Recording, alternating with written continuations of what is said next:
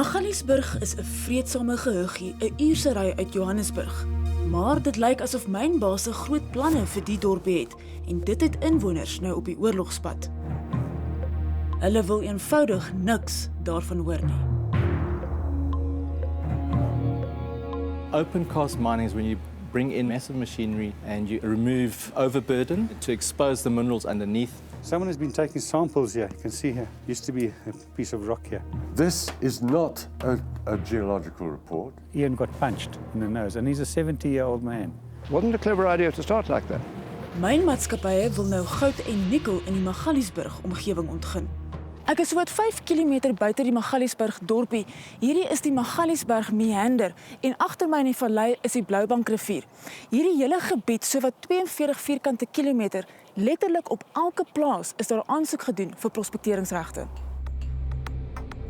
En as die aansoeke suksesvol is, gaan hier oopgroef gemyn word. Die goudreserwes kom in ertsholtes voor, so wanneer dit oor so 5 jaar uitgemyn is, kan hierdie tipe skade moontlik agtergelaat word.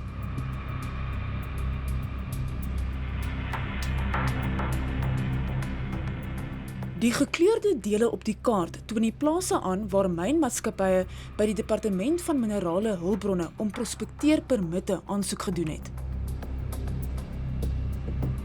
So, hoekom weier die grondeienaars dan nie net bloot dat daar op hulle grond gemyn word nie?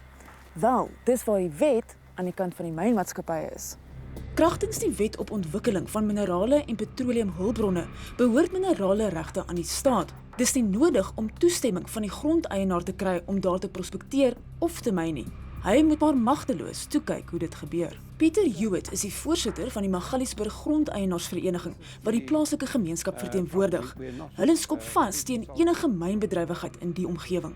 Peter, what impact will mining activities have on an area like this with regards to economy, tourism and the ecosystem? Mining and tourism are incompatible, particularly as we've been told by the consultants who, so far, the only people we've seen, is they plan to do open cast mining.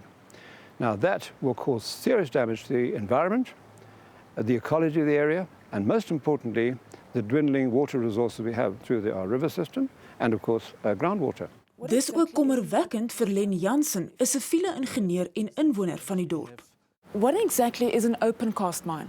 Open cast mining is when you bring in machinery, massive machinery, and you actually remove overburden and to expose the minerals underneath, so you can get hold of the minerals underneath and take it to the processing plants. Our concern with that is that you'll need to create temporary stockpiles, and you will also then need to take the minerals to a processing plant. Potentially you could then leave an open pit which could be exposed to elements for quite a long time, and that's how you can get acid mine drainage. Also, the temporary stockpiles themselves are exposed to the elements, and you need to line them properly to make sure that you don't get leaching into the streams. The government keeps on referring to the job opportunities. No, an open cast mining system is very mechanized, and there are hardly any job opportunities for the locals. In fact, they will bring 70% of their technical staff, plant operators into the area, and will only have 30% of the community used in the mining activities. So unfortunately there won't be any job creation for the community. And in fact, if tourism in the area is affected, thousands of people here will actually lose their jobs. Die plaaslike gemeenskap is baie bewus van die gebeure. Toerisme in die omgewing bied tans 'n inkomste aan meer as 6000 mense en hul gesinne. These mining companies will come with their own people who have experience in those particular fields. So I don't think most of the people who are in Magaliesberg community will be employed. They can promise the community that will get jobs, but now what type of jobs will that community get? Whether it will be just a short-term job or it will be a long-term job. That's the problem. So wat is op die spel? Wel, die mynmaatskappye wat vir permitte aansoek gedoen het, wil ons laat glo dat die randjies hier rond omtrent oorloop van die goud en nikkel. Die grondeienaars stem nie saam nie. Hulle sê die streek is lankal uitgemyn. Neem byvoorbeeld hierdie plaas. Hier lê een van die Witwatersrand se oudste goudmyne, indien nie die heel oudste nie. Hierdie mirasies was eens die administratiewe kantore van 'n myn wat meer as 150 jaar gelede aktief was. Die hele berg lyk soos 'n Switserse kaas van die tonnels en skagte waar myners so vroeg as 1873 vir goud gesoek het. Die eienaar van die plaas, Otto Tanczos, het een van die ou mynskagte op sy grond vir ons gewys. This is extremely dangerous as we go into the mine here. And just let's look through there. A piece of wood, 160 years old, holding up the whole roof. Here we have also cavities running underneath, little places you've got to crawl and grovel. And all the shafts, of course, as you can see, are also following us as we're going down now. Op die oomblik is hier net vleermuise in die myn, maar sou die nuwe aansoeke slaag, sal die grootste gedeelte van die berg verdwyn wanneer die skalierots bo die kwarts weggestroop word.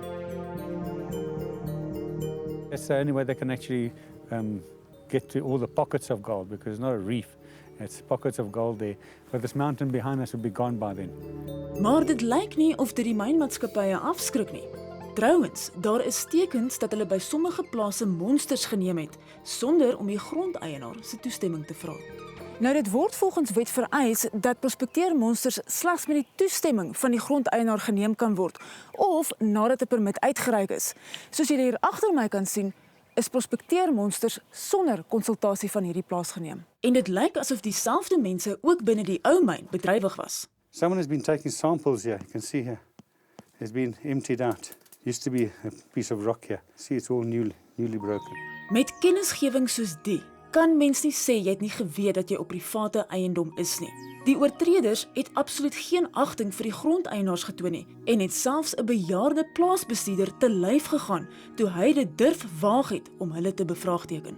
The guys were on the property and approached them to saying, "What are you doing here?" And Ian got punched in the nose. And he's a 70-year-old man. There's a charge being laid against these people, and that's going further on with the police. The initial effort, if you like, exploration or exploratory side of it was very much in the hands of people who wanted to prospect for mining in the area. They in turn are required by the Act to follow certain procedures. And that's what caused the storm of protests in this area and obviously has aroused a lot of anger.